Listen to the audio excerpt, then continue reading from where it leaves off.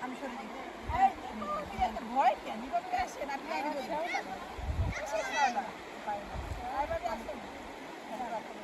যান যান যান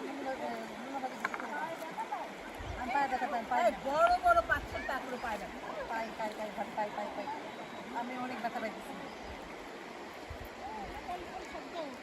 ভাবে আমি অনেক ভীতু, এটা সত্য কথা।